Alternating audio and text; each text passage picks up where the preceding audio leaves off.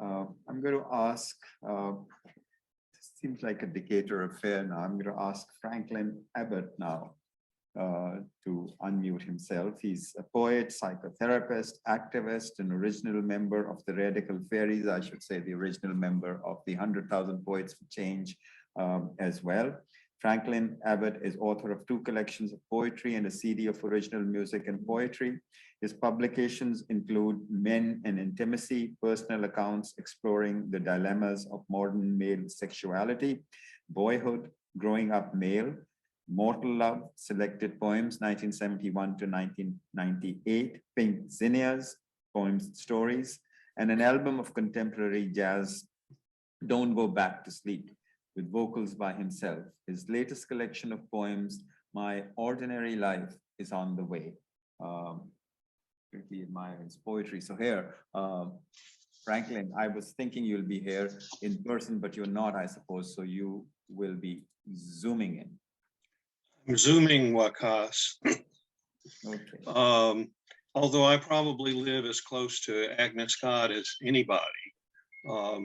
You can hear my bird clock in the background, which tells us that it is on the hour. So thank you, Wakas, and thank you, Agnes Scott, for having this great program. I've really enjoyed listening to everyone so far.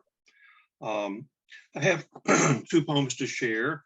The first I wrote last night, so it's a work in progress. It's called You Never Know. I refer to an author. His name is Carrie Allen Johnson, friend of mine, who has a new novel called Desire Lines, which I highly recommend. You never know. I had the MRI on Tuesday and imagined I was in 2001 Space Odyssey, all the weird sounds and bleeps as this amazing machine looks inside my knee. I had my second monkeypox vaccination yesterday. It was more expedited than the first. I was in and out in a short time, and my public health nurse, a tall woman with a Caribbean accent, held my arm with her plastic glove as she gave me a subcutaneous injection and spoke to me in dulcet tones about how to take care of what was a pinch and is now a spider bite.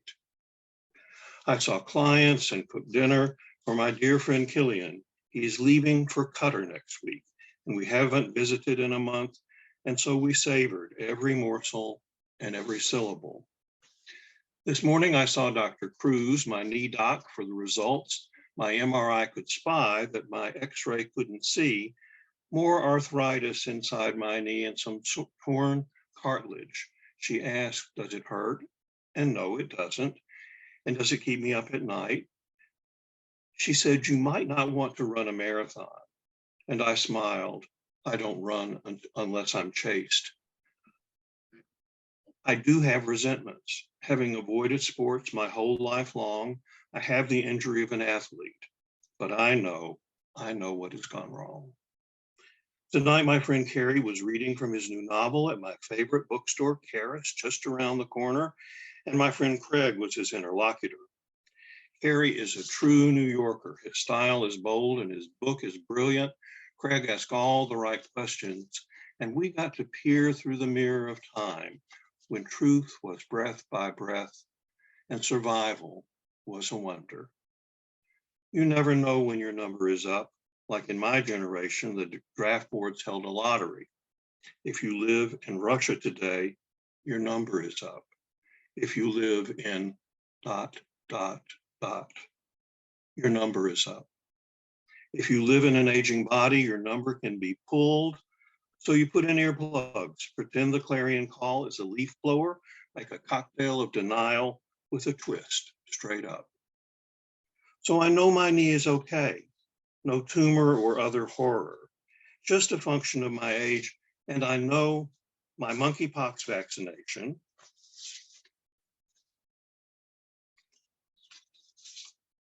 that left a scar on my 6-year-old arm has been updated. And I know I have brilliant friends who are celebrated, but I will never know what I will never know until I do. And one more, the news is often unbearable. Mass shootings, senseless wars, wildfires and floods, the politics of brutality. I sit in a neighborhood Italian-style restaurant, lots of pasta on the menu, gelato next door, but no Italians. It is a breezy night after a rain, and I sit at the end of the table, my two friends facing each other. They have known each other for decades. One is from India and the other from Pakistan, and we avoid politics as long as we can. And then I listen so I can understand how personal politics can be. My Indian friend is explaining, my Pakistani friend inquiring, and I am ordering our dessert, pistachio, gelato, and lemon sorbet, two flavors that could not be more different, melting beside each other in the bowl, our three spoons, scooping, stories not jiving, history in fragments, friendship walking on glass. Who broke the window? I don't know. And the three of us, all post-colonials, finish dessert and go to our cars that are parked in direct opposition. I back out with my Indian friend in tow. My Pakistani friend is free to drive forward.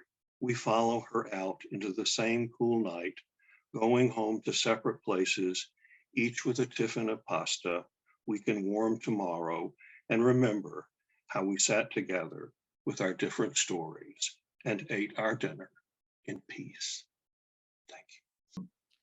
Shadab Hashmi, I'll read out her biography again, but let me also say that this biography does no justice to a poet and writer whose actual writings need to be read.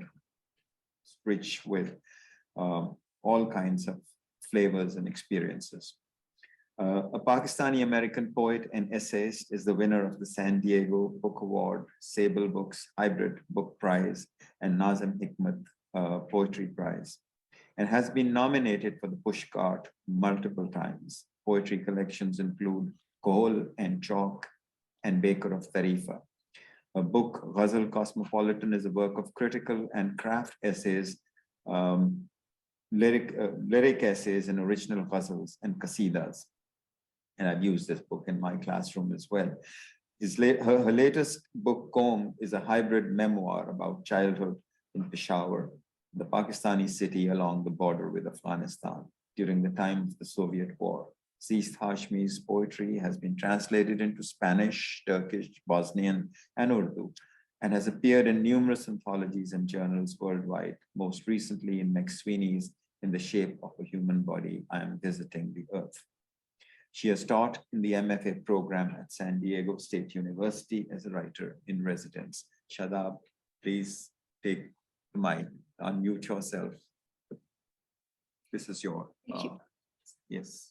Thank you so much. And first of all, apologies for missing my own session and gate crashing into this one. And so thank you all for accommodating me. Thank you, Professor Waqas Khaja, and thank you, Agnes Scott. It's an honor to be with you all.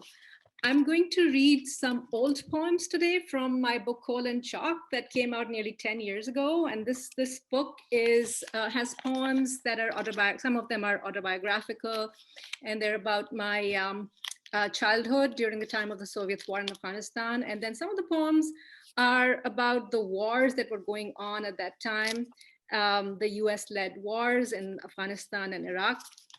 So this first one is called Monsoon.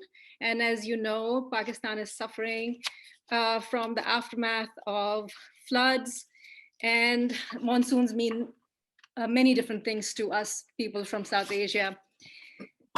Monsoon. Why the pale mosquito net over the charpai I slept on all summer still falls liquid in my memory like sugarcane juice? Or why the polonaise is like running along the small green humps of a single hill in Europe where no one dies of summer? I don't know. But when the sky growls and lightning crackles its long plastic fingers, the dusty jamon is less ghost, more tree. The city, baked hollow in the sun's furnace, sprouts double shaded roses. When the rains come, I bring Socrates from the glass shelves, cut a mango in cubes to go with some milk. There is no need for Chopin, because the young Afghan from the refugee camp, who made himself a wheelchair after the war, plays his flute all day long to the rain's vigorous beat.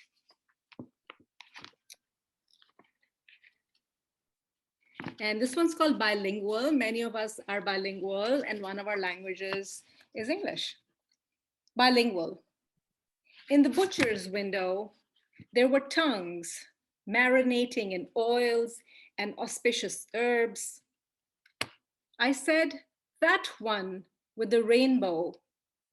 And if I may have two, give me that other, that many textured one, crisp and tight and sublime, supple like tapioca, fine edged like a prince's dagger, and reversible like a damask sash, and grooved like the pit of a peach.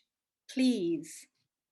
He filled my greedy mouth with two half tongues.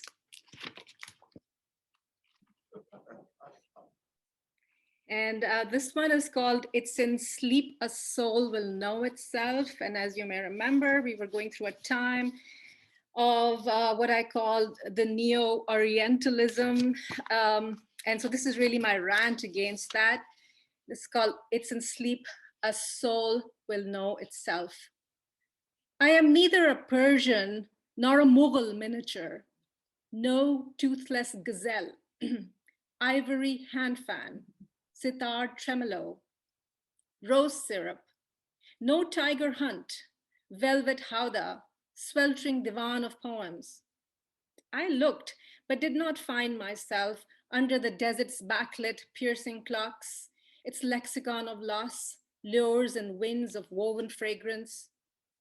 I was never a black and white begum blooming out of a souffle of silk gharara, leaning on a gold cane, nor a sepia Sahab Bahadur with his show on the lap of a native. I never rode a motorbike through a tunnel under a river, no cigarette in my mouth, nor a niqab pressed to my nose. When I close my eyes, I am the ripped tire rolling beside a barefoot boy with a stick. I spin to his whim across a rocky, jasmine-scented hill. And I'm going to end with a poem called Notes for My Husband.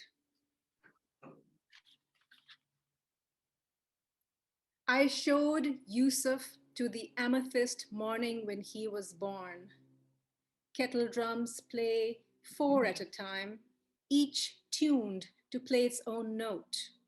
Each he would swallow whole with my vertical voice in Urdu, and watch with his cardamom eyes the slow flare of Van Gogh's sunflowers, the silk ascent to Victoria's Peak, the concave shine of mango achar. He is slender like pine nuts and keen on butter. Yasin prefers honey and tells me the sun on the front door smells like library soap. I feel the light lathering the knob as I open it.